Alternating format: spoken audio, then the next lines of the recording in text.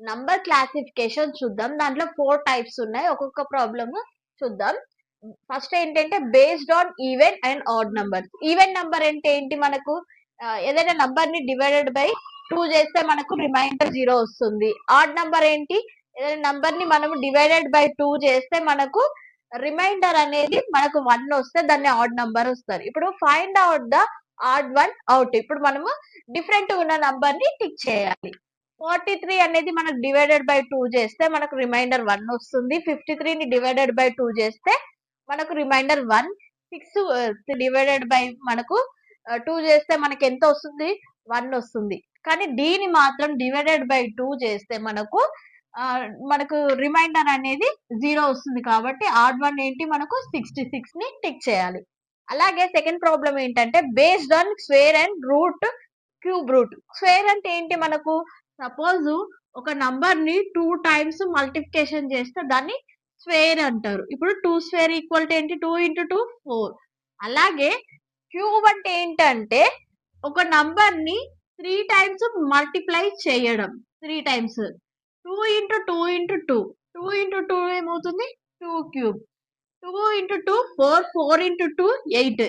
ఇలా ఈ cubed square మీద మనకు ప్రాబ్లం ఉంటుంది. ఇప్పుడు ఇంటూ 5 ఏమవుతుంది? 25. ఇది స్క్వేర్ లో ఉంది. బి 3 ఇంటూ 3 ఇది స్క్వేర్ లో ఉంది. సి అనేది ఏంటి? 4 ఇంటూ 4 ఏమవుతుంది? 16. డి అనేది మనకి ఇక్కడ 18 ఆప్షన్ ఇచ్చారు. ఇది 2 ఇంటూ 9 చేస్తే వస్తుంది. కాబట్టి ఇది స్క్వేర్ లో లేదు కాబట్టి ఈ ఆప్షన్ ని సెలెక్ట్ చేయాలి. అలాగే థర్డ్ ప్రాబ్లం ఏంటంటే based on prime and non prime. Prime number ఏంటి? మనకు ఫ్యాక్టర్, కామన్ ఫ్యాక్టర్ అనేది it self number and 1 number మాత్రమే, 2 ఫ్యాక్టర్స్ మాత్రమే దానికి ఉంటే ప్రైమ్ నంబర్ ఉంటుంది. రిమైనింగ్ నంబర్స్ అన్ని నాన్ ప్రైమ్ నంబర్స్.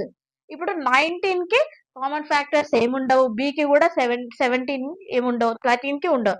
అలాగే 12 ని చూస్తే 4 ఇంటూ 2, 2 ఇంటూ 6 ఇలా మల్టిపుల్ ఫ్యాక్టర్స్ ఉంటాయి. కాబట్టి ఇది ఒకటి నాన్ ప్రైమ్ చేయాలి.